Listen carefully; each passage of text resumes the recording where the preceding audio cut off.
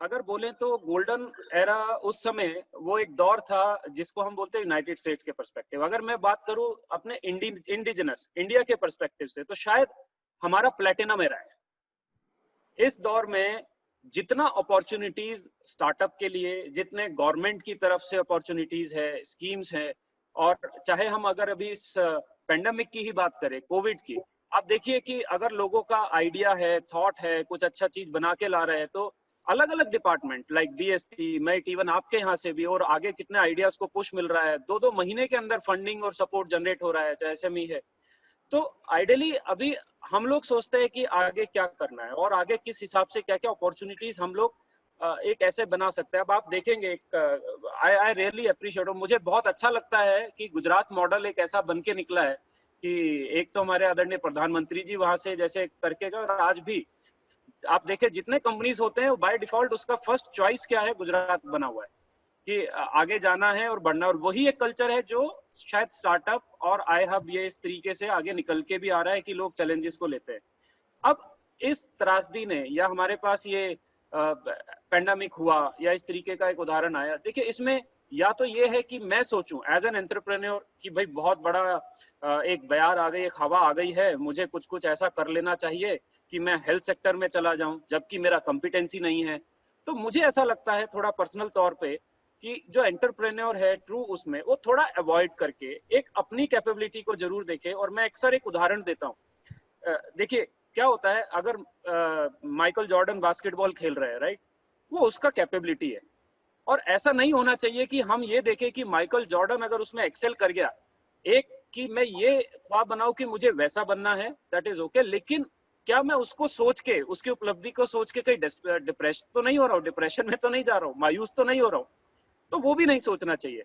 क्या अभी क्या है आज की डेट में, अभी मैंने देखिए माइनस है, बहुत सारे वीडियो कॉन्फ्रेंसिंग के ऐप आ गए, जितसी के ऊपर लोगों ने ओपन सोर्स से इंटरफेस बनाने किए, लेकिन क्या हमारे कंट्री के हिसाब से हमें आने वाले समय में ऐसी क्या चीज करके जाना चाहिए, या ऐसे किस एरिया में? नो डाउट हेल्थ सेक्टर अभी बहुत किक होने वाला है। वो पहले से, अभी साल 2 साल से लोग बोलते थे कि इट्स गोल्डन अपॉर्चुनिटी इंडिया में, हेल्थ सेक्टर में, एजुकेशन सेक्टर में अगर आप कुछ करना चाहते हैं तो आप ब्लेस्ड हैं। लेकिन अब क्या है, हेल्थ सेक्टर इतना लीप एंड बाउंड आगे बढ़ चुका है। आई रिमेम्बर अभी 5 साल पहले तक हम अच्छे से बात करते थे सर टेलीमेडिसिन और ये सब बोलते थे, लेकिन अभी इस पेंडेमिक ने दिखा दिया कि 15-15 दिन में लोग ऐसे ऐसे एप्लीकेशन लेके खड़े होके आ सकते हैं, चैलेंजेस लेकर आ रहे हैं। तो now efficient use of AI, कुछ ऐसे गैजेट्स, इनोवेशन ऐसे जो हम लोगों के लिए इंडिजिनस बने, हमारे कंट्री का डिपेंडेंसी लेवल दूसरे कंट्रीज से कम करे, क्योंकि हमने देखा है, देखिए अभी हमारी सारी की सारी इकोनॉमी जो है इंटरनल बाउंड हो गई।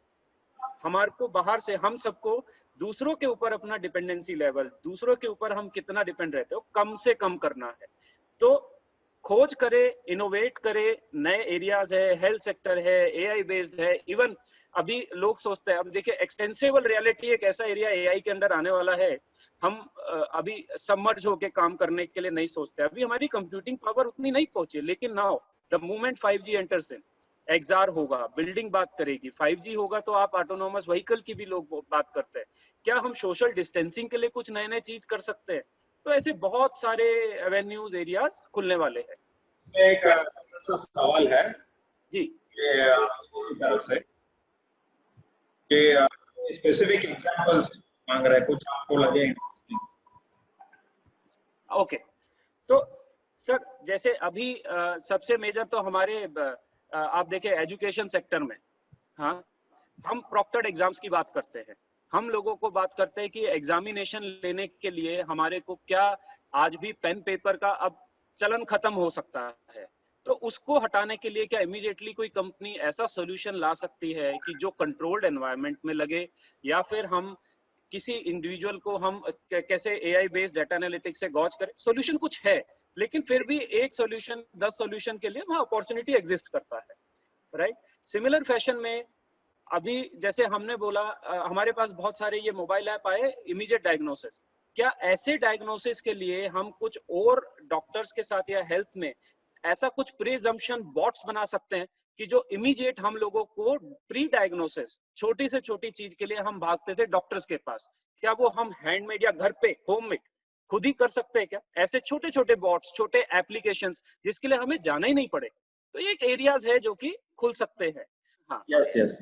तो अभी ऐसा बात है कि जैसे ही किसी ने अच्छा अपॉर्चुनिटी देखा और उसमें आइडिया भी बनाया, जी हो सकता है और बहुत लोग उसी आइडिया के ऊपर काम करते होंगे, जी या उसकी आइडिया है बहुत अच्छा है कि कोई कॉपी ना कर दे, तो उसके लिए एंटरप्रेन्योर को शुरुआत में से कैसे ये इंटेलेक्चुअल प्रॉपर्टी और उसके बारे में सोचना चाहिए, क्योंकि ये बहुत आज के दिन में बहुत इंपॉर्टेंट है। बिल्कुल, बहुत बहुत इंपॉर्टेंट क्वेश्चन है नागराजन सर ये, और मैं इस चीज को स्ट्रेस देना चाहता हूँ और देता हूँ अपने जीवन के हिसाब से हर एंटरप्रेन्योर को, इनोवेटर को।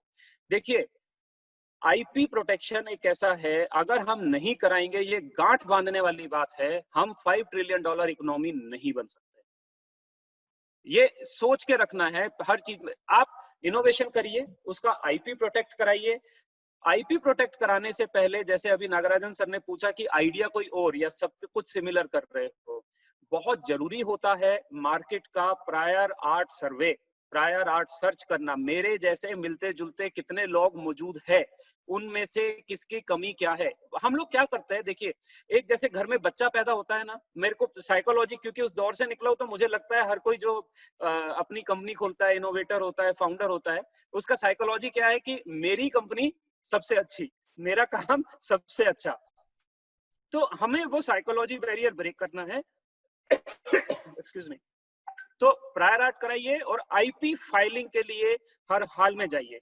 लेकिन आईपी फाइलिंग एक, आपके गुजरात में बहुत अच्छा सिस्टम है, मैंने वो स्टडी भी किया, हिरण्मय जी भी है, अभी नागराजन सर है, सबने एक बहुत रॉबस्ट सिस्टम बनाया है आईपी का, जिसमें आईपी का एक मैं उदाहरण भी दूंगा आगे, और रादर अभी ये आई बिलीव सबसे बेस्ट पार्ट है। देखिए क्या होता है, आज आपने काम कर लिया और डरना नहीं है। लोग सोचते हैं कि मैं पेटेंट कराऊंगा, मैं बाहर ले जाऊंगा, लोग मेरा टेक्नोलॉजी मेरी आउट हो जाएगी, सीख लेंगे, ऐसा नहीं है। अगर आपको सोशल इम्पैक्ट भी करना है, आप आईपी फाइल करिए ना, उसका पेटेंट लीजिए ना, उसको फ्री में दीजिए, उसको छोड़िए, लाइसेंस जीरो कॉस्ट पे करिए, गवर्नमेंट को दीजिए। बट अगर आप उसको बाहर ले जाना चाहते हैं, आउट ऑफ कंट्री है, तो PCT filing, word filing, benefit इसके थोड़े से है। बेनिफिट ये है, एक उदाहरण हम, मुझे याद है आज से 12-13 साल पहले जब हम लोग शुरू करता, मैंने आईपी में शुरू किया, तो मुझे मेरे पेटेंट अटर्नी ने एक उदाहरण दिया था, बहुत छोटा सा है, कि जब एक फाउंटेन पेन, आई बिलीव हम सब जानते हैं, निब वाला पेन आता है, और उस पेन का जब पेटेंट लिखाया गया, तो एक छोटा सा जो क्लेम पार्ट होता है पेटेंट में लिखने के लिए, आप क्या अपना इन्वेंशन क्लेम कर रहे हैं, तो आप जानिए उस अटर्नी ने क्या लिखा, सब कुछ लिख दिया उसने पेटेंट के बारे में, इंक आता है, ड्रॉप होता है, और एक फ्लैट सरफेस पे जाएगा, इंप्रेशन छोड़ेगा। लास्ट में एक डिपेंडेंट क्लेम में अटर्नी ने क्या लिखा कि उसका जो टिप है वो रिवॉल्वेबल टिप हो सकता है।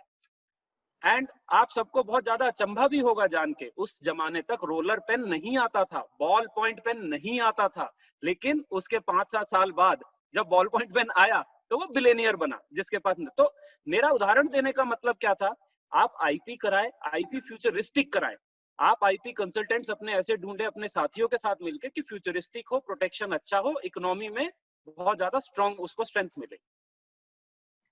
इसमें बहुत ही अच्छी बात है कि student startup and innovation policy के अंतर्गत जी गुजरात गवर्नमेंट जो है 25,000 तक जो पेटेंट फाइलिंग के चार्जेस है ये स्पॉन्सर करता जी है। तो अगर जी कोई जी स्टूडेंट है हमारा गुजरात के अंदर है जिसके पास में सबसे अच्छा आइडिया है और उसने प्री आर्ट वर्क को चेक भी कर लिया है, तो हमारे पेटेंट फाइलिंग में थ्रू द मेंटर्स हम लोग उसको ग्रांट भी देते हैं। और इस जी वजह से ये पॉलिसी के अंदर हमारा जो लगभग साल का 150 पेटेंट्स जैसे होते थे, अभी 4 गुना बढ़ के 900 के आसपास आ गया है। इतने सारे पेटेंट्स अभी पिछले 2 साल में फाइल हुए हैं। और इसका कारण यह है कि इतने सारे जो मेंटर्स हैं, जो प्रिंसिपल्स हैं, कोऑर्डिनेटर्स हैं, उन्होंने बच्चों के अंदर जो आइडिया है उसको बाहर निकाला, बाहर निकाल के उसको दुनिया की लीगल फ्रेमवर्क जो इंटेलेक्चुअल प्रॉपर्टी है उसके अंदर उसको दर्ज करवाया। तो आपने भी ऐसे किए होंगे, एक आध जो पैटर्न बोल सकते हैं जो आपने किया हो? अभी मैं बहुत पेटेंट है, अभी छोटा सा एक मैं उदाहरण देता हूँ। मैं मतलब अपने क्लाइंट्स का भी बता सकता हूँ, खुद का भी बता सकता हूँ, बट ओवरऑल एक जर्नी शुरू करता हूँ। शायद जो इनोवेटर्स है उनको बहुत अच्छा भी लगेगा सुन के। 2009 की बात है, तो एक क्लाइंट थे मेरे पास, वो आए, यूएस में मैं काम कर रहा था, तो ब्रदर सिस्टर थे, उन लोगों को कुछ पेटेंट के ऊपर बात करना था। कहते हैं हमारा बड़ा अच्छा सा एक टेक्नोलॉजी हमने निकाला है और हमें उसका कुछ आईपी फाइल करना है। अभी मैं आपको टेक्नोलॉजी भी बताता हूँ, और आप लोग जो पबजी वाले ब्रीड के लोग हैं वो सब इमीडिएटली समझ जाएंगे, राइट। तो क्या था कि मेरे पास नोकिया का मोबाइल हो, मेरे पास मतलब 4 मोबाइल फोन हो, चारों पे अलग अलग ऑपरेटिंग सिस्टम चलता हो। हाँ, आज की डेट में मान लेते हैं सिम्बियन है, एंड्रॉयड है, आईओएस है, इस तरीके से हो। तो मैं एक ऐसा डब्बा बनाऊं कि उस 4 मोबाइल फोन को उनसे कनेक्ट कर दूं, तो चारों प्लेयर एक ही गेम को खेल सके। अभी देखिए, और उसका नाम दिया गया रियल टाइम यूजर। अभी ब्रदर सिस्टर की एज क्या थी? एक 25 साल की शायद सिस्टर थी, वो 27-28 साल का ब्रदर रहा होगा। दे फाइल्ड 6 पैटेंट्स, 6 के 6 ग्रांट, उसके ऊपर फिर 6 और।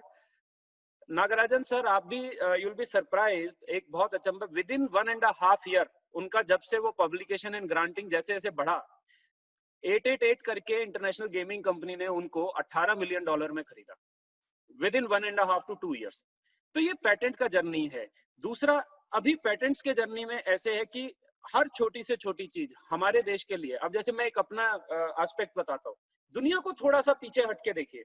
मेरे खुद का पैटेंट है, आप अभी फॉरवर्ड करते हैं मैसेजेस, ये डालते हैं, राइट। क्यों नहीं मैं उसको कीवर्ड बेस या कुछ ऐसे एक ड्रॉप डाउन मेन्यू पे दे दूं, और क्यों नहीं मैं यूजर के ऊपर ही रेस्ट्रिक्शन लगा दूं कि जब वो मैसेज फॉरवर्ड करे तो उसको इस तरीके से बांट दे कि वो रिलीजियस पोस्ट में गया या ये फिर क्रिमिनल उस इंटेंट में है, इस तरीके का मैंने उसमें कुछ किया था। तो आज 4-5 साल हो गए, तो way back I like filed it and got it granted कि भाई मेरे पास जो मेलिशियस पोस्ट है वो बाय डिफॉल्ट ओरिजिन पे ही डिटेक्ट होना चाहिए। तो ऐसे बहुत छोटे छोटे और चीजें मैं करता रहता हूँ, फाइलिंग है। तो इंटरेस्टिंग स्टोरी है। पैटेंट्स एक एंडलेस डोमेन है। प्रोफेसर है एक मेरे जो मेंटर थे, अगेन उनके साथ काम किया मैंने, तो वो एक और उदाहरण है आप लोगों के लिए जिनको समझ में आता है पैटेंट्स क्या। अभी आईवीआर हम कॉल लगाते हैं, हम बैंक को कॉल करते हैं, राइट। क्या आता है हमारे पास, या किसी भी कस्टमर केयर पे कॉल करते हैं, तो एग्जांपल आता है 1 दबाइए, फिर थोड़ी देर में जाता है बोलता है 3 दबाइए, फिर आता है 8 दबाइए। अभी क्या किया, तो वो थे मेरे जानकार प्रोफेसर थे, हम लोग तो बर्कली के प्रोफेसर है, तो हम लोग बैठे एक दिन सोचते क्यों नहीं ऐसा करते हैं यार कि मोबाइल फोन के स्क्रीन के ऊपर हम इस मेन्यू को पूरा का पूरा ऐसे ही दिखा दे ट्री फॉर्म में। अभी क्या यूजर डायल करे तो उसको एक यहाँ पे फोटो दिख जाए कि अच्छा फोटो के नीचे क्या हर एक छोटा छोटा डॉट नाम लिखा रहे एग्जीक्यूटिव का यहाँ। तो मैंने प्रेस किया, सीधा एग्जीक्यूटिव को कॉल लगा, ट्री बना, वो वर्चुअल इंटरफेस बना। उस टेक्नोलॉजी के पीछे पीछे में 48 पैटेंट ग्रांट हुए। अब भी आप सोचे तो वो बढ़ता गया और उसके बाद उसका वैल्यूएशन हो गया कुछ $1 मिलियन। तो ऐसा थॉट प्रोसेस आई बिलीव हम लोगों को डेवलप करना चाहिए कि जो टेक्नोलॉजी इंक्रीमेंटल हो, दूसरों के लिए हेल्प भी कर सके और वैल्यूएशन भी बढ़े। कमर्शलाइजेशन में नागराजन सर एक एस्पेक्ट है जो मैं अक्सर वो भी टच करता हूँ, हम बहुत पुअर है। वो पुअर इसलिए हो जाते हैं कमर्शलाइजेशन में कि हम उसका अच्छे से समझ के नहीं पाते हैं कि हमारे टेक्नोलॉजी बेस कैसे जाके वैल्यू बन पाएंगे। तो वो थोड़ा एक एस्पेक्ट सबको टच करना जरूरी है। थैंक यू, आपने बहुत अच्छा आइडिया दिया है, और मुझे भी लगता है कि एक आध पैटर्न मुझे भी फाइल करना चाहिए सोच के। अच्छे आइडियाज का तो आजकल वैल्यू भी मिल रहा है और लीगल फ्रेमवर्क भी है, तो जरूर करना चाहिए। और ये भी हम जानना चाहेंगे कि एमएचआरडी इनोवेशन सेल क्या कर रहा है और आप क्या उसमें करते हैं, उससे इंडिया के लिए क्या बड़ा इम्पोर्टेंस है, आप थोड़ा बताएंगे। जी जी बिल्कुल। अभी एमएचआरडी का जो हमारा इनोवेशन सेल है, इसको लगभग हमें 2 साल होने जा रहे हैं चलाते हुए। और मुझे मानना है, मेरा बहुत सारे जो हमारे लिसनर्स होंगे इस समय या देखने वाले होंगे, उन्होंने स्मार्ट इंडिया हैकेथन का नाम जरूर सुना होगा। कई लोगों ने दाएं बाएं जाके या ऊपर नीचे, या जो हायर एजुकेशन इकोसिस्टम से निकल के आए हैं। तो स्मार्ट इंडिया हैकेथन हमारे इनोवेशन सेल से चलाया जाता है, मेजर उसका चार्ज मेरे पास रहता है। और हम उसको अभी उसका भी एक ऐसा स्टोरी है इंटरेस्टिंग कि इनोवेशन अपने आप में है कि विद इन 2-3 इयर्स, वो फर्स्ट ईयर जब स्टार्ट हुआ 2017 एडिशन में सर, तो उसमें 40,000 बच्चे थे। 2018 पे पहुंचे तो 70 हो गए। अभी 2019 एडिशन पे पहुंचे तो हम लोग सोच रहे थे कि शायद 1.25 लाख 1.5 लाख के आसपास के करीब बच्चे हायर एजुकेशन के आएंगे।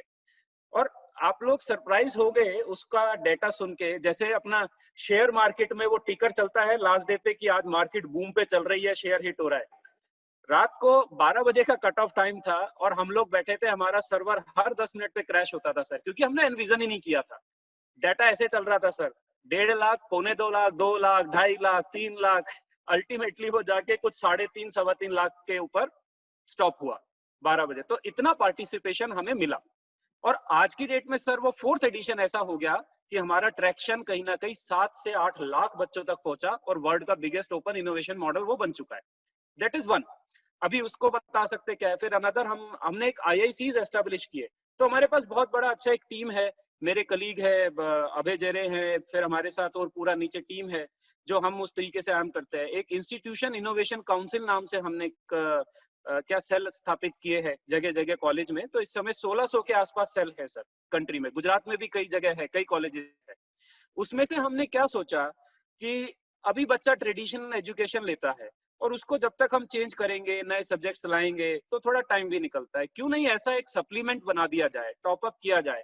जैसे अभी लेटेस्ट क्या डिजाइन थिंकिंग, कॉग्निटिव स्किल्स, कुछ और लर्निंग के एस्पेक्ट्स।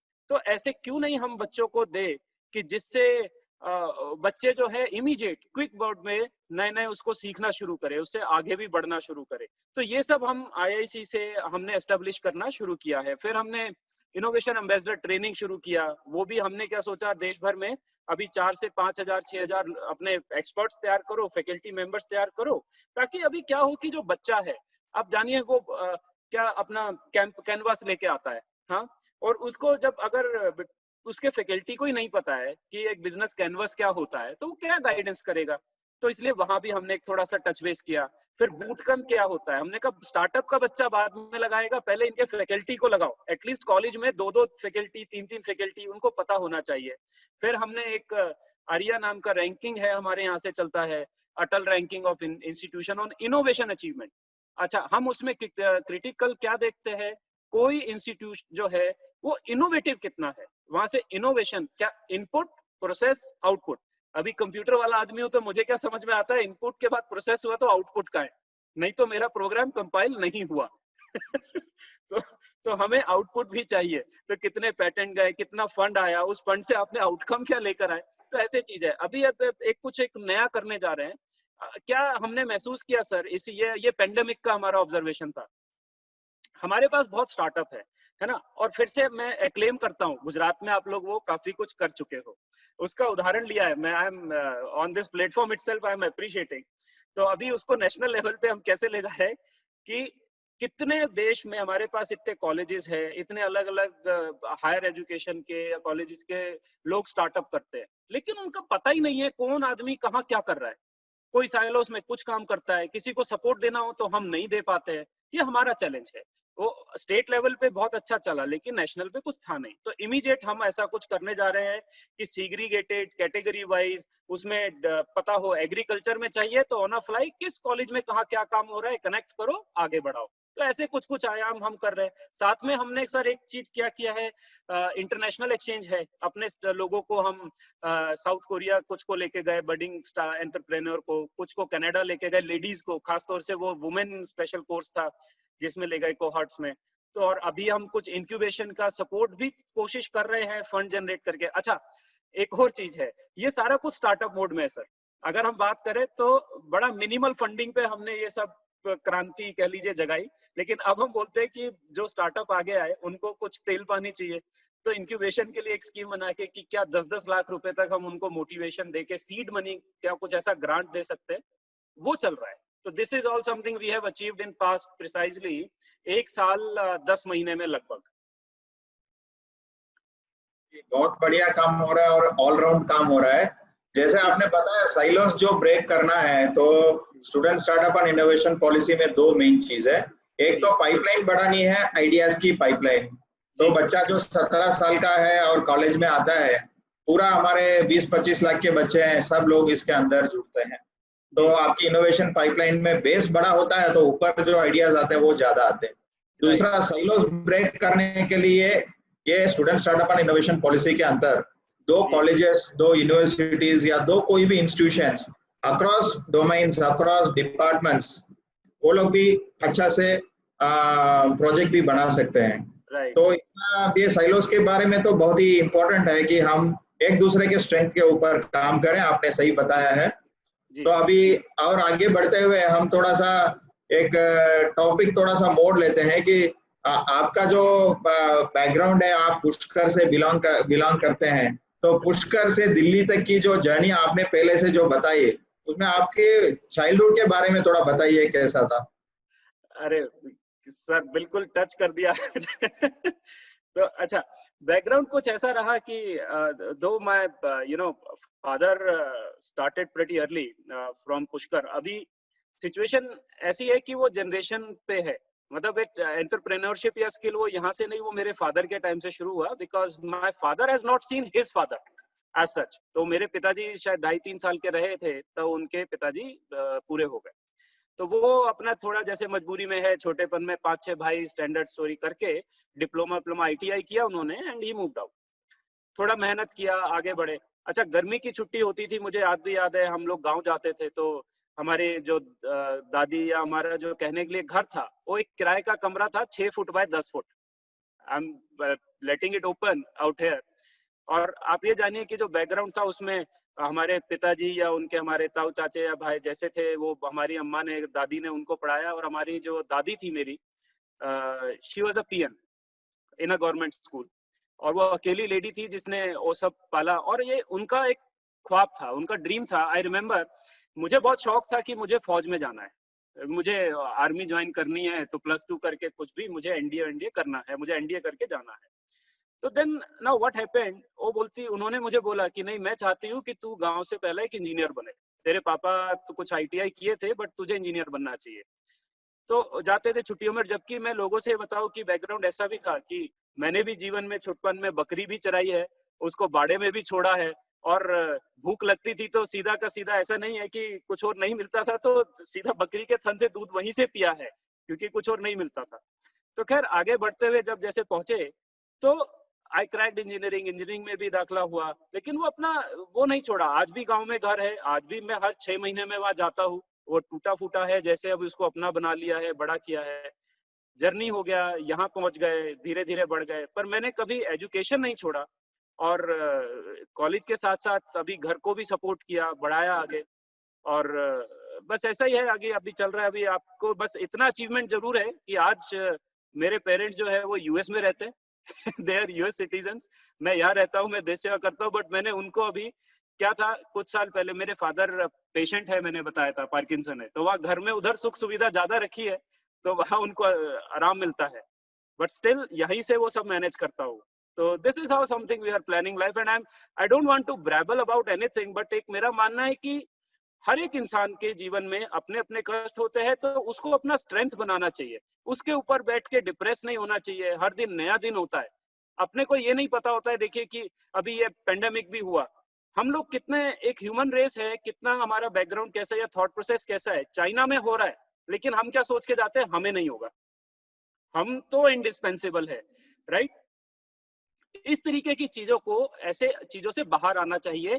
हम सी एज अ ह्यूमन बीइंग, अपने को यही नहीं पता है कि अगले पल में क्या होने वाला है, तो परेशान क्यों होना है। पॉजिटिविटी रखिए और अपना दिल लगा के काम करिए, पर जो काम करने जा रहे हैं उसको सोच के रखिएगा कि मुझे यही करना है, बाय चॉइस करना है। बाय चांस करते रहेंगे तो जीवन भर अटके रहेंगे। तो स्टार्टअप का भी जर्नी यही है, बाय चॉइस करिए, जो अच्छा लगता है उसको ध्यान से लगा के करिए, सक्सेस आ जाती है।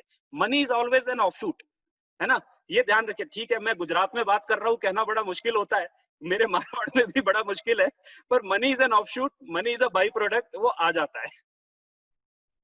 मैं भी इस सब में बहुत ही मानता हूँ। मेरे खुद के एक्सपीरियंस से भी बोल सकता हूँ कि नॉलेज की जो भूख है, उसके पीछे आदमी लगा रहता है और अपनी मकसद खुद खोज लेता है, तो वो कोई भी हद तक पहुंच सकता है और दुनिया में एक बड़ा काम भी कर सकता है। हमारे प्रधानमंत्री मोदी साहब भी इसके लिए एक बड़ा उदाहरण है। और मेरे पर्सनल लाइफ में भी देखा, आपके जैसे मेरे फादर भी एक रेलवे में क्लार्क उस टाइप में थे, और पढ़ाई करके ऊपर आना है तो दिल में एक मकसद था कि आईएएस ऑफिसर बनना है। जी। तो उसके साथ फिर सालों की मेहनत तो लग जाती है, लेकिन कुदरत अपना कुछ अच्छा मेंटर्स दे देता है, टीचर्स दे देता है, वेल विशर्स दे देता है। ये प्रोग्राम के माध्यम से हम भी ऐसा ही सोचते हैं कि फ्यूचर का जो इनोवेटर है, एंटरप्रेन्योर है, उसके लिए कहीं ना कहीं हम दो टुकड़े की इंस्पिरेशन दे दें। तो आज का हमारा ये जो 1 घंटे की वेबिनार है, उसका हम सफलता मान सकते हैं, आज नहीं तो 20 साल के बाद भी। क्या आप क्या सोचते हैं इसके बारे में? नहीं नागराजन सर, बहुत एक बेसिक चीज है। देखिए, मैंने अभी तक के भी आपने एक टॉक होगा, और मेरे ख्याल से जो हमारे लिसनर्स है शायद कुछ नोटिस कर गए होंगे, मैं बहुत कम कोट करता हूँ किसी बड़े आदमी को। क्या मैं उसको पढ़ लेता हूँ, समझ लेता हूँ, लेकिन मेरा हमेशा से ये मानना रहा है कि कहीं ना कहीं, जैसे मैंने अभी भी बोला, बड़े आदमी से इंस्पिरेशन लेना चाहिए, पर वो अपनी जर्नी पूरा करके गया है, राइट। अगर मैं उसको सोच के या उस चीज को पर्टिकुलर अचीव करने के लिए अपने आप को डिप्रेशन में लाऊंगा तो प्रॉब्लम है। इसलिए मुझे भी कैसे एक हिस्टोरियन बनना है, मुझे कैसे एक अपने लिए एक अपना ऐसा बनूं कि लोग मुझे भी देख के कल को सोच पाए कि यार मैं भी तो ऐसा कर सकता हूँ, मैं भी तो एक घर से ही निकला हूँ, मतलब मैं कोई डिफरेंट तो हूं नहीं ना। हर कोई, हर इंसान, देखिए जीवन में अगर आप लेके जाते हैं ना, नेगेटिविटी शेड करिए। ये मेरा पर्सनल एक्सपीरियंसेस क्या बोलते हैं, ये सब क्षणिक है, बड़ा मोमेंटरली होता है। Look for a bigger picture. और कभी भी ना, जैसे जितने स्टार्टअप है, मतलब मैं तो सर, कई बार है लोग बोलते हैं थिंकर है या कुछ और सोचता है, मैं हमेशा बोलता हूँ अरे चूहे की दौड़ में चूहा क्यों बनना है, थोड़ा पीछे हट जाओ, राइट। देखो ये सब चूहे क्यों दौड़ रहा है, और फिर देखो वो चूहे जिस प्रॉब्लम की वजह से दौड़ रहे हैं उसको उसका सोल्यूशन दे दो, और फिर से पीछे होके शांति से बैठ जाओ। कि अननेसेसरी वो भागम भाग रखोगे तो क्या है, आप भीड़ में खो जाओगे, परेशान हो जाओगे। नहीं, परेशान मत हो आप। अभी देखिए, मेरे एक वेबिनार में, मेरे को याद है पीछे मैंने कुछ बोला, लोग बोलते हैं सर अभी पेंडेमिक हो गया मोहित जी, इतना हो गया, हम ये करेंगे, आज ये होना है, वो होना है। तो जैसे आज का टॉक था, अभी नागराजन सर से बात हुई, रणमे जी से बात हुई, तो ये टॉक होना चाहिए। अभी क्या इंस्पिरेशन आनी चाहिए। मुझे एक बात बताए, एक आम नागरिक के जीवन में एक छोटा सा उदाहरण है, फिर से 3,000 3,500 हफ्ते होते हैं, राइट। मालूम सबको, अंदाजन देखो 60 इयर्स मल्टीप्लाई करे 52, लगभग 3,000 3,500 है ना। अभी उसमें से एक एक वक्त अपन क्या बोलते हैं, घर के लिए टाइम नहीं है, फैमिली के लिए टाइम नहीं है, मैं इतना बिजी रहता हूँ, मैं एक्स जगह भागता हूँ, मैं वेरी जगह भागता हूँ, राइट। 4 हफ्ता 5 हफ्ता मीनिंगफुल लाइफ बिताने के लिए, ये भी देख लो अपने घर में भी कौन लोग रहते हैं, राइट। अच्छा, उसके बाद आई अंडरस्टैंड टफ बहुत है ना, लेकिन चैलेंजेस है, उसको समझना चाहिए। हम एक ऐसे दौर में घुसने जा रहे हैं जिससे हम भाग नहीं सकते, हमें भागना नहीं है, हमें उसको अपॉर्चुनिटी बनाना है। अपॉर्चुनिटी कैसे, ऑनलाइन वर्ल्ड में घुसना है तो 30% ब्लेंडिंग रखिए, 35 रखिए, बट उसको प्लीज 50 प्लस मत होने दीजिएगा, वरना वो इक्विटी शेयरिंग हिल जाती है। और स्टॉक मार्केट, अगेन मैं फिर उदाहरण दे रहा हूँ, गुजरात में हूँ, इक्विटी शेयरिंग जहाँ हिलेगी 51% जाएगा तो अपनी कंपनी चली जाएगी, राइट। तो इसलिए अपने जीवन का 51% प्लस हमेशा अपने पास रखना है। तो वो फिजिकल एंड वर्चुअल वर्ल्ड का ब्लेंड इतना अच्छा रखिए कि we should grow, we should not destroy ourselves. That is something which I always believe in. बिल्कुल, मैं भी यही मानता हूँ कि जो भी टेक्नोलॉजी है हमारे जीवन को सुधारने के लिए है, उसको बिगाड़ने के लिए नहीं है। राइट, तो राइट, हम कैसे उपयोग करते हैं वो हमारे ऊपर भी है ना। बिल्कुल सर। तो मतलब इसी के साथ अभी थोड़ी सी बहुत ही दिल की बातें तो बहुत हो गई है, तो मुद्दे की बात में 3-4 बड़े इंटरेस्टिंग सवाल आए हैं। मैं आपको रैपिड फायर की तरह पूछूंगा कि क्या मैं एक एजुकेशनल वेबसाइट की पैटर्न बना सकता हूँ? बिल्कुल नहीं बना सकते हैं फर्स्ट हैंड, आप उसका कॉपीराइट ले सकते हैं, लेकिन अगर आप उसके एल्गोरिथम को किसी हार्डवेयर मीडियम के साथ अटैच कर सकेंगे, इंटेंजिबल टेंजिबल मीडियम का डिफरेंस समझ के कर पाएंगे, तो क्वालिफाइड अटर्नी उसके लिए पेटेंट फाइल करवा सकता है। Thank you. एंड दूसरा सवाल है कि मैं पैटर्न फाइल करना चाहता हूँ कि तो क्या कंसल्टेंट रखना बिल्कुल जरूरी है या नहीं रखूँ तो भी चलेगा? कंसल्टेंट हर लिहाज से रखना चाहिए, और कंसल्टेंट रखने के लिए आपको कंसल्टेंट ऐसा रखना चाहिए जो आपसे 10 कदम आगे सोच सकता हो, तभी आपके पेटेंट का फायदा होगा। पेटेंट सिर्फ नंबर के लिए नहीं करना चाहिए, उससे फाइनेंशियल लॉस होता है। अनटिल एंड अनलेस आपको अपने पेटेंट का कमर्शलाइजेशन एस्पेक्ट नहीं समझ में आए, तब तक पैसा बर्बाद नहीं करना चाहिए। तो जैसे हम बोलते हैं, ये आप मान के चलिए, अगर आपके बच्चे को प्रॉब्लम होगी तो आप खुद टीका नहीं लगाएंगे, डॉक्टर के पास ले जाके पेडिट्रियन से टीका लगवाएंगे। In a very similar sense, consultant को रखिए और क्लेम अच्छे लिखवाइए। बार बार मैं बोलता हूं, क्लेम बहुत अच्छा लिखाना जरूरी है। सही बात है, इसलिए हम भी ट्राई करते हैं कि जो आई हैव गुजरात है, इसके अंदर हम पेटेंट में जो स्पेशलिस्ट हैं उनको भी गाइडेंस और मेंटर में रखते हैं। हालांकि जब फाइल करना है वो प्रोफेशनल लोगों को ले सकते हैं, बट इनिशियल डिस्कशंस करना है, थोड़ा गाइडेंस देना है, उसके लिए ऑन हैंड जो मेंटर पूल है उसमें पेटेंट की जो स्पेशलिस्ट हैं उनको भी हम लोग रख रहे हैं। तो किसी को भी ऐसा कोई जरूरी हो तो आई हैव गुजरात की वेबसाइट विजिट करें या हमको कांटेक्ट कर सकते हैं।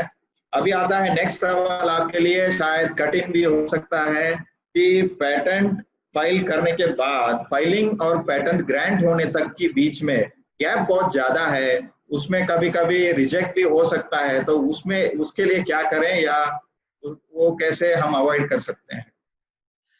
देखिए, गवर्नमेंट का कुछ स्कीम है अभी, जो अर्ली पब्लिकेशन दिया है और अर्ली एग्जामिनेशन भी दिया है। अर्ली एग्जामिनेशन और ये सब आप फाइल करके थोड़ा सा उस टाइम को कर्टेल कर सकते हैं। The way it has reduced, मेरा पहला पेटेंट इंडियन पेटेंट ऑफिस से 9 साल में ग्रांट हुआ था, राइट। अभी वो 9 साल, और वो 4G mobile hand of management के ऊपर था। जो लोग अभी हम सब टेक्नोलॉजी या मोबाइल के दौर से है, तो छोटा सा फिर उदाहरण मैं इसलिए समझ पा रहा हूँ कि पेन पॉइंट कहाँ है। वो 2009 में फाइल हुआ था कि जिसमें अब 4G कम्युनिकेशन पे अगर एक इंडिविजुअल एक सेल से दूसरे सेल पे जाता है तो जो उसका कॉल हैंड ऑफ कैसे मैनेज होगा। मुझे मिला 2018 में जाके, जब तक कोई फायदा नहीं था। अभी लेकिन क्या है, पेटेंट ऑफिस ने उसको रिड्यूस करते करते अभी ऑन एन एवरेज टाइम 3, 3.5, 4 साल तक आ गए हैं। And they are also moving towards latest AI and blockchain technology, जिससे एग्जामिनेशन और तेज है, शायद 2 साल 2.5 साल। तो मेरा मानना है वो दौर सिमट रहा है और इतना लाजमी है, उसको समझना चाहिए, उसी के साथ लिव अप करना चाहिए। और मीनवाइल अपने पास एक और चीज ध्यान रखिए हमेशा, जब आप इनोवेशन कर रहे हैं तो ये बहुत अच्छी बात रहती है कि पेटेंट आपका लाइव है। लाइव रहने से मतलब कि अभी वो अंडर प्रोसिक्यूशन चल रहा है, तो आप उसका प्रायोरिटी डेट क्लेम करके एडवांसमेंट फाइल कर सकते हैं। लेकिन the moment it is granted, notice of allowance आ गया, पैसा भर दिया, तो आप उसके साथ आगे प्रायोरिटी से नया उसका ऑफशूट नहीं बना सकते। तो उस टाइम को यूटिलाइज करिए, अगर आपको लगता है एडवांस करिए, प्रायोरिटी डेट क्लेम करिए और फिर फाइल करिए। थैंक यू, बहुत ही अच्छा आपने समझाया है। और ये जो कंसल्टेंट की बात हुई है, रखना तो चाहिए, लेकिन कंसल्टेंट हमारी आइडिया चुरा लेगा तो क्या करेंगे? बिल्कुल स्वाभाविक है, मुझे भी ये डाउट आ रहा है। सर, उसका सबसे बेसिक एक पहला स्टेप होता है, अभी हम देखेंगे, मैंने स्मार्ट इंडिया हैकाथन में ये कर रखा है, टर्म्स एंड कंडीशन। तो वो NDA बोलते हैं, जिसको अपन नॉन डिस्क्लोजर एग्रीमेंट। देखिए, जो कंसल्टेंट और आपके बीच में एक NDA साइन होना बहुत बहुत जरूरी होता है। चाहे आपको अगर लगता है डाउटफुल है, तो वो अगर वो लॉयर है तो अटर्नी क्लाइंट प्रिविलेज में फंसता है, अगर नहीं लॉयर है और सिंपल कंसल्टेंट है तो चाहे 10 रुपए के पेपर पे एक आप नॉन डिस्क्लोजर एग्रीमेंट साइन करिए और उसके बाद आप अपना नेक्स्ट स्टेप करिए। और हमेशा ध्यान रखिए, it's not about any consultant, even आप अपने पड़ोसी से, अपने घर वालों से या कहीं भी आगे डिस्कस करने से पहले आपका स्टेप होना चाहिए पेटेंट फाइल करना। अगर आपको लगता है उसमें नोवेल्टी है, और वहां भी कंसल्टेंट से NDA साइन करिए और फिर आगे मूव करिए। सेल्स पिच पे जाते हैं तो NDA साइन करिए। थैंक यू, मैंने भी बहुत सीखा है। एक सवाल आया है कि क्या मैं मेरा हार्डवेयर मैन्युफैक्चर करने के पहले प्रोडक्ट को पैटर्न कर सकता हूँ? आई थिंक ये जवाब तो मैं ही दे दूंगा कि आप आपका आइडिया और डिजाइन को भी पैटर्न कर सकते हैं और करके फिर हार्डवेयर मैन्युफैक्चरिंग में जा सकते हैं। पहले आइडिया और इंटेलेक्चुअल प्रॉपर्टी को प्रोटेक्ट करना चाहिए। ये सेशन से मैंने भी सीख लिया है।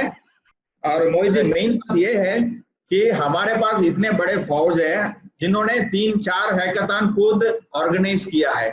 ऐसे प्रिंसिपल्स हैं, ऐसे फैकल्टी हैं, असिस्टेंट प्रोफेसर हैं, लेक्चरर्स हैं जिन्होंने 3-4 हैकाथन कर दिया है। अब उनको पूरा स्टूडेंट के आइडिया को उसको आगे ले जाने के लिए मेंटरिंग कैसे करना है, ये पूरा आ गया है। जैसे वो बड़ा आइडिया को प्रोडक्ट बना के ले आएगा। तो नहीं, यही एक बहुत बड़ा हमारा एक खुद का कह लीजिए इस समय मिशन हमने बना लिया है कि लोग अब आइडियाज लेकर आते हैं, पहले अब इम्प्रूवमेंट भी होना शुरू होता है। फिर now also what we have started doing, हम लोगों ने क्या शुरू किया, एक अगर यहाँ पे सीनियर लोग बैठे हैं, मेरा उनसे एक कहने का रिक्वेस्ट है, उन सबसे ये कह लीजिए हाथ जोड़ के मैं रिक्वेस्ट करता हूँ, जितने सीनियर लोग हैं जो मेंटर है या गाइड करते हैं, कभी भी आप लोग निर्णायक मत बनिए प्लीज, आप लोग सहायक बनिए।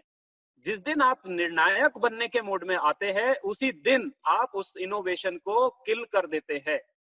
अभी मैं कई बार देता उदाहरण एक बहुत क्लियर देता हूँ सर, और कि अगर हमारे यहाँ, मैं नाम नहीं लूंगा क्योंकि हम ऑनलाइन चल रहे हैं, चैनल पे है, अगर हमारे यहाँ कुछ सामान बेचने का साइट लेके मैं कॉलेज में जाके आज से 5, 7, 10 साल पहले पहुंचता, तो मेरा फैकल्टी सबसे पहले क्या बोलता, एक सिंपल HTML का साइट है, इसको डब्बे में डालो। अभी लोग उससे अरबोपति भी हो गए, राइट। तो मेरा सिर्फ और सिर्फ कहने का एक मतलब ये है कि हो सकता है वो आपके प्रोजेक्ट में, आपके थीसिस में फिट नहीं हो रहा हो, पर अगर उस इंसान का या उस इंडिविजुअल का आइडिया है, उसको समझो। आपको नहीं समझता चमकता है तो किसी और के पास गाइड कर दो, पर उसके लिए सहायक बनिए हमेशा से। और दैट्स हाउ अभी हम इसी तरीके के मॉडल पे कुछ अपने फैकल्टी मेंबर्स को, इन लोगों को ट्रेन कर रहे हैं कि कैसे इन चीजों को नर्चर किया जा सकता है फर्दर, और कैसे हम इन्वेस्टमेंट्स के लिए भी शेपन अप कर सकते हैं। That we are working on, उस पर हम काम कर रहे हैं सर। तो इतना सब बातें हो रही है, इंटेलेक्चुअल प्रॉपर्टी का हुआ है, हैकाथन का हुआ है, idea to product, product to market तक हम बात कर रहे हैं। तो ये सब के लिए SSIP जो पॉलिसी है, इंडिया का सबसे इनोवेटिव पॉलिसी मैं तो मानता हूँ यूथ के लिए, जो हमारी डेमोग्राफिक डिविडेंड है। तो और क्या अच्छा अच्छा रिफॉर्म्स हो सकता है जो स्कूल एजुकेशन और हायर एजुकेशन में हम कर सकते हैं, जिससे इंडिया वर्ल्ड लीडर बने इनोवेशन एंड स्टार्टअप्स में? सबसे इम्पोर्टेंट जो मुझे भी एक और चीज बहुत ज्यादा लगती है, हम देखिए इनोवेशन ब्रिगेड के लिए बात करते हैं सर, हम बोल रहे हैं, हम चलते हैं, एक जो कमी महसूस होती है मुझे पर्सनल लेवल पे, मैंने अपने खुद के बिजनेस के सिलसिले में भी या बाकी लोगों ने बहुत ट्रेवल भी किया होगा, हम लोग नंबर एक I am telling you, quality of our products और इनोवेशन, वो हम बहुत बहुत पीछे है होते हैं। ताकि कोई उसमें नहीं, हमारा टेक्नोलॉजी बेशक से हम अच्छा करते हैं, लेकिन क्वालिटी और फिर उसका जो वैलिडेशन एंड टेस्टिंग, हम उसके ऊपर, मेरे को ऐसा लगता है, that is my personal thought, कि हम थोड़ा कम ध्यान देते हैं। वहां ध्यान देना ज्यादा जरूरी है। पाइपलाइन हमने अच्छा बनाया, तो पॉलिसी इंटरवेंशन हमारे तरफ से भी, या जितने हम स्टेक होल्डर्स थे, ऐसे टेस्ट बेड्स और ऐसे क्वालिटी पैरामीटर्स लोगों को सिखाए जाने चाहिए कि वो वर्ल्ड लेवल पे compete कर सके। ऐसा नहीं हो कि वो एक इनोवेशन करके और या कोई प्रोडक्ट बना के वो 2 साल 1 साल में खत्म हो जाए। हमारा ऐसा मकसद नहीं होना चाहिए, लॉन्जेविटी का मकसद होना चाहिए, और ताकि दुनिया भी हमारे प्रोडक्ट को खरीद सके, तो उस लेवल पे जाना चाहिए। Thank you. और ये भी आगे बढ़ते हैं। बहुत सारे लोगों ने अगला हैकाथन कब है यही मांग रहे हैं कि आपके पास कुछ है information, insider information? Sir insider क्या, बिल्कुल क्लियर दे देते हैं हम इंफॉर्मेशन। अभी हमने देखिए, पहले प्लान था हमारा सॉफ्टवेयर का अप्रैल में कराने का, अभी पेंडेमिक की वजह से हमने थोड़ा उसको रोका, एक्सटेंड किया, और हम ये कोशिश कर रहे हैं कि फिजिकल सॉफ्टवेयर हैकाथन की मैं बात कर रहा हूँ, हमारे 2 एडिशन होते हैं, हार्डवेयर तो ऑब्वियस ही बात है फिजिकल मोड में होगा। सॉफ्टवेयर के लिए हम एक्सप्लोर कर रहे हैं कि क्या हम उसको एक वर्चुअल लेवल पे करा सकते हैं, ऐसा कुछ हम प्लानिंग कर रहे हैं, और बहुत जल्दी शायद हफ्ता 10 दिन में लोगों को, सभी को country wide we are going to announce कि कैसे हम जा सकते हैं। स्टिल आई एम ट्राइंग कि अगर फिजिकल हो तो बच्चों के लिए वो एक चीज अच्छी होती है, but still we have to follow social distancing और ये सब। और हैकाथन का तो मायने क्या होता है, माथा फोड़ी करना, अभी वो हम करा नहीं सकते, तो देखना पड़ेगा। अभी we have to join hands virtually in practical sense. बहुत अच्छा चल रहा है और हमारे पास थोड़ी सी टाइम बची है। और इस बीच में मैं इनवाइट करना चाहूंगा, वेलकम करना चाहूंगा मिस्टर हिरणमय महांता, और उनको भी I will like request him to give a short introduction and थोड़ा सा ब्रीफ कर दे कि आगे हम इनोवेशन और स्टार्टअप में क्या करना चाहते हैं और MHRD के साथ क्या करें। हाँ, तो कुछ लोगों ने ये सवाल पूछा है कि हमारे बच्चे अच्छे काम कर रहे हैं, लेकिन बच्चे कह रहे हैं कि टीचर्स की सुविधा नहीं मिल पा रही। तो 2 तरीका है, अगर किसी भी बच्चा को किसी भी वक्त कोई आइडिया आता है, तो आई हब की वेबसाइट पे और MHRD इनोवेशन सेल के वेबसाइट पे रात को ही भर दीजिए। ठीक है, क्योंकि मुझे मोहित जी ने अभी जब मैंने उनको MHRD इनोवेशन में मीटिंग में मिला था तो कहते हैं जो पहले फाइल करता है, क्योंकि पेटेंट फाइलिंग का टाइम जोन नहीं है। टाइम जोन का मतलब क्या होता है कि मेरी 5 AM इंडिया का और अमेरिका के 5 AM में कोई डिफरेंशिएशन नहीं होता, तो ग्लोबल टाइम जोन पे पेटेंट फाइल होती है। तो इसका मतलब अगर अमेरिका में कोई आदमी आपसे बात पहले सुबह उठ के फाइल करता है तो राइट टू फाइल जो पहले होता है उसकी नाम पे जाता है। इसलिए मेरा अनुरोध यही है कि जब भी आपको कोई आइडिया आए, सबसे पहले तो आपको अगर उसकी प्रायर आर्ट सर्च जिसको कहते हैं लिटरेचर रिव्यू, वो थोड़ा करिएगा। उसके बाद कुछ नहीं तो bare minimum provisional patent file करना है, प्रोविजनल IP फाइल करना है। उसके बाद आप डिटेल फाइल करो। बहुत सारे इनोवेटर कहते हैं कि सर हम मस्त से इनोवेशन करेंगे और मस्त से फाइल करेंगे। देखिए मस्त से कुछ नहीं होता। आप जब तक पूरे थीसिस पब्लिश करेंगे, जब तक पूरा करेंगे, हो सकता है आपने तब तक 10 लोगों को अपने आइडिया शेयर किया होगा, उनमें से कोई भी आदमी बिना आपको एट्रीब्यूट किए अगर पेटेंट फाइल कर लेता है तो आपका कोई मौलिक अधिकार नहीं बचता है। ये ऐसी बात है जैसे कोरोना के सिचुएशन है, अगर कोई पेशेंट है डिटेक्ट नहीं हुआ है, 15 लोगों को टच किया और वो लोग अगर 15 को टच किए तो वो भी वायरस फैला सकते हैं। तो ऐसे ही आप इनोवेशन की वायरस फैला दो, उससे पहले अपने इनोवेशन को प्रोटेक्ट करना बहुत जरूरी है। देखो हम ये नहीं कह रहे हैं कि आप हमेशा छुपा के रखो, छुपा के रखोगे आइडिया तो किसी का नहीं होगा, आपको आइडिया तो बताना ही है। पेटेंट का सरल मतलब क्या है? पेटेंट का सरल मतलब ये होता है आप इधर उधर बातें अपने आइडिया की ना करके सरकार की जो पेटेंट ऑफिस है उसको ही बता दो, ताकि वो कस्टोडियन बने आपकी आइडिया की। ये ऐसी बात हो गई कि आप मैरिज रजिस्टर में जाके जिसके प्रति भी आपकी प्रेम है, आप शादी की निकाह में जुड़ रहे हैं कि आपने किसी का सबूत रखा, हम दोनों ने डिसाइड किया और आप हमारा सबूत है कि हमने शादी किया है। ऐसे ही पेटेंट ऑफिस का काम है। पेटेंट ऑफिस का काम होता है कि वो पहला सबूत है आपने कोई शोध किया है। ये पेटेंट लॉ का थ्योरी है।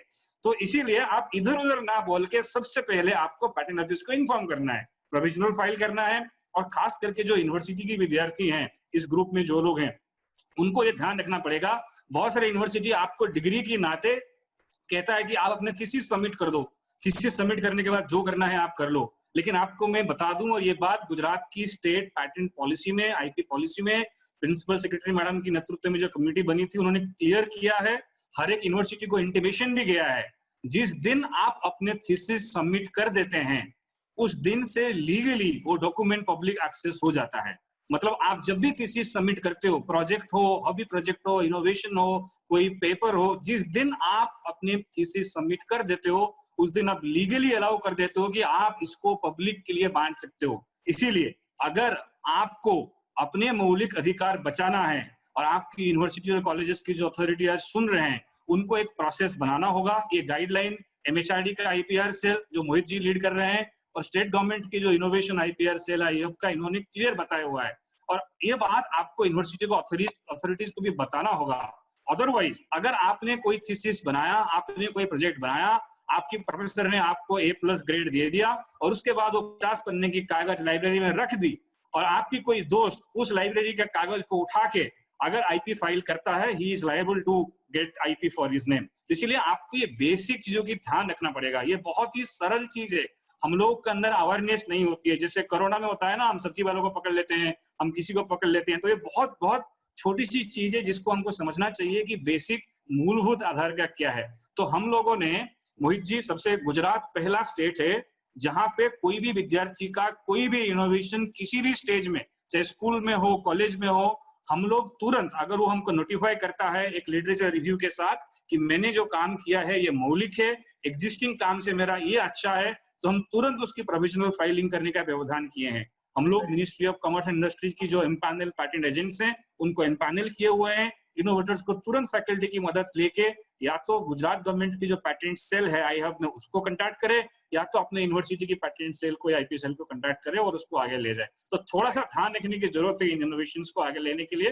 तो मुझे लगता है कि ये आप सबको थोड़ा अवेयरनेस होने की जरूरत है। और दूसरी चीज, आप कभी ये मत सोचो कि पेटेंट का मतलब ये होता है कि छुपाना। मैंने आपको उदाहरण दिया कि किसी को साक्षी रख के आप बता रहे हो, पेटेंट एजेंट, पेटेंट ऑफिस को साक्षी रख के आप दुनिया को बता रहे हो कि भारत सरकार की पेटेंट ऑफिस साक्षी है, हम पहले ये चीज को किए हैं। इसका मतलब ये होता है कि आपके पास कोई सबूत है कि आपने ये पहला किया। दूसरी टाइप की है, कुछ लोगों ने ये सवाल पूछा कि जरूरी है क्या पेटेंट फाइल करना? मैं कहता हूं जरूरी नहीं है। कब जरूरी नहीं है? अगर आपकी पैटेंट चोरी होने से पहले आप उस पैटेंट की कीमत खुद निकाल सकते हो। फॉर एग्जाम्पल, बहुत सारे कंपनीज हैं जो पैटेंट्स को प्रोटेक्शन के प्रति ध्यान नहीं देते, और टिपिकल चाइनीज कंपनीज होते हैं, वो क्या करते हैं, जितना पैटेंट का वैल्यू आप 10 साल में निकालोगे मार्केट में, उतना वो 10 महीने में वैल्यू निकालते हैं बाय एक्सपैंडिंग द मार्केट। अगर आपके पास एग्जीक्यूशन की एबिलिटी है, अगर आपके पास चीजों को फैला के मार्केट बनाने की एबिलिटी है, कोई जरूरत नहीं है आपको पैटेंट प्रोटेक्शन करने के लिए। लेकिन भारत जैसे देश में, जहां पे चुराने के बाद प्रोटेक्ट करने की लीगल फ्रेमवर्क थोड़ा कमजोर है, जहां पे हम थोड़ा ओपननेस पे विश्वास करते हैं, तो आप कह सकते हो कि थोड़ा सा सोशलिज्म एंगल है आईपीआर में, वहां ये डिफिकल्ट हो जाता है। तो अगर आपके पास एग्जीक्यूशन एबिलिटी अच्छा है, आप करो या ना करो फर्क नहीं पड़ता, अल्टीमेटली सॉल्यूशन इस सेल्फ पे ले जाना। हाँ, थैंक यू हिरण भाई। अभी एक मोहित जी से मैं पूछना चाहूंगा, जो क्वेश्चन आया है कि अगर हम अपना प्रोजेक्ट फाइल्स हैकाथॉन में सबमिट करेंगे तो उसमें क्या हमको प्रिकॉशंस लेना चाहिए, और क्या फैकल्टी भी पैटर्न फाइल कर सकता है? ये 2 सवाल है क्विक आंसर्स के लिए। पहला चीज तो सर, हमारा जो हैकाथन्स जितने अभी है, अगर हम जो स्मार्ट इंडिया है वो तो क्यूरेटेड प्रॉब्लम स्टेटमेंट बेस है, और अगर सॉल्यूशन बेस हम मांगते हैं, जैसे अभी हमने ऑनलाइन हैकाथन कराया था एक नेशनल लेवल का, तो उसमें फैकल्टी पहले अपना, जैसे हिरण्मय जी ने भी बोला, प्रोविजनल फाइल रखे, उसके बाद सबमिट करे, और सबमिट में लिखे कि पैटेंट पेंडिंग और पैटेंट पेंडिंग, और उसका अपना एक वेटेज भी मिलता है। सामने वाले को भी ये समझ में आता है, एवेलुएटर को, कि वो कैंडिडेट खुद कितना सीरियस है अपना इनोवेशन को लेके, राइट। और दूसरी चीज, as an faculty member file कर सकता है, क्यों नहीं कर सकता है? एज एन इंडिविजुअल इस देश का कोई भी नागरिक पैटेंट फाइल कर सकता है, चाहे वो फैकल्टी हो, चाहे इनोवेटर हो, चाहे वो पटरी पे सोता हुआ कोई बेगर हो। और हिरणमय जी के लिए एक सवाल है कि क्या एक ही स्टूडेंट को 2 प्रोजेक्ट के लिए SSIP ग्रांट मिल सकता है? तो you can clarify.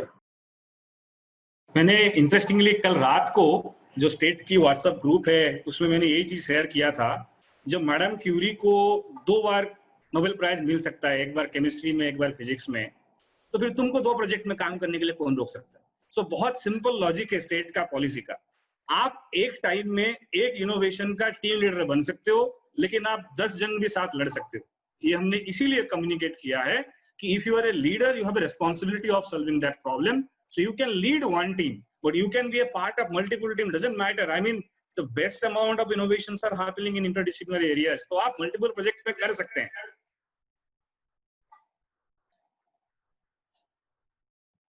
Thank you हिरणमय जी, बहुत अच्छा आपने समझाया है। अभी हम सेशन के लास्ट फ्यू मिनट्स में आ गए हैं। बहुत ही अच्छा रहा ये जर्नी, ये सफर, ये चर्चाएं, ये डिस्कशंस। तो मोहित जी, आपसे थोड़ा सा ये पूछना है कि अभी आगे गुजरात के आई हब और गुजरात की जो इनोवेशन इकोसिस्टम, स्टार्टअप इकोसिस्टम में जितने भी एनेबलर्स हैं, बहुत सारे हैं, पूरा फौज है हमारे पास, और हम लोग MHRD के साथ और कैसे अच्छा काम कर सकते हैं ताकि और हमारी सोसाइटी के लिए ज्यादा इम्पैक्टफुल इनोवेशंस एंड स्टार्टअप्स बने। राइट। मैं इस चीज को हिरण्मय जी से भी मैंने एक बार मिले, डिस्कस किया था, और अभी तो पब्लिकली मैं बोलता हूँ, हम लोग खूब कहते हैं कि स्मार्ट इंडिया हैकेथन हमने चलाया, या ये इधर अभी गुजरात में भी कुछ हैकेथन होता है। ट्रू इनोवेशन हमारा तब, मैं पर्सनल बोलता हूँ, तब मानता हूँ अगर मेरे टीम में जो 4 या 6 लोगों का कंपोजिशन है। पहला जो हमने लास्ट ईयर कर दिया कि एक फीमेल मैंडेटरी है, राइट। अच्छा, अभी लोगों को बड़ा सरप्राइज होगा जान के, मैंने तो एक ही फीमेल मेंबर बोला, वो मेरा रेशियो था 47-53, राइट, और इस साल शायद वो बीट भी हो गया है। अच्छा, लेकिन क्या सर सोशल इम्पैक्ट तब होगा जब इस टीम के अंदर हमारे एजुकेशन सिनेरियो में हम लोकल, अभी कॉमन मैन को, जिसका जो प्रॉब्लम है उसको लाएं, और थ्रू MHRD के जो इनिशिएटिव्स है, क्योंकि गुजरात में इंप्लीमेंट करना बहुत, मुझे ऐसा लगता है कि गुजरात एक ऐसे स्टेज पे है जहाँ पे ये रॉबस्ट इकोसिस्टम बन गया है। वो रॉबस्ट प्रोटोटाइप बोलते हैं जैसे स्टार्टअप मॉडल में, तो आप गुजरात स्टेट के अंदर आप लोगों ने इतना अच्छा वो रॉबस्ट इकोसिस्टम बना लिया है कि चाहे मैं MHRD से बोलूं तो हम लोगों के लिए बड़ा इजी आके प्लग करना और उसको इम्प्लीमेंट करना। तो ऐसा कुछ हम कर सकते हैं कि हमारे टीम में, जहाँ पे एक आम नागरिक और एक प्रोडक्ट है, प्रोग्रामर है, हार्डवेयर वाला है, इंटरडिसिप्लिनरी है। हमें कुछ कुछ ऐसा सोसाइटी के लिए कुछ करना चाहिए, और इन प्रोग्राम्स को लेके आई बिलीव थ्रू MHRD, अगर as an individual if you ask me, I always look upon Gujarat policy first. आपका SSIP मैंने पहले पढ़ा कि अभी देख के मैं इसको अपने पॉलिसी में यहाँ से बेस्ट पार्ट क्या निकाल सकता हूँ। देखिए, हम बोलते हैं कि इंडिया का जो डिविडेंड है, डेमोग्राफिक डिविडेंड अभी यूथ में हो रहा है। वर्ल्ड में सबसे हाईएस्ट यूथ पॉपुलेशन इंडिया में है, तो उनके लिए तो कुछ स्पेशली करना चाहिए। तो गुजरात उसमें थोड़ा सा सही मॉडल सेट किया है।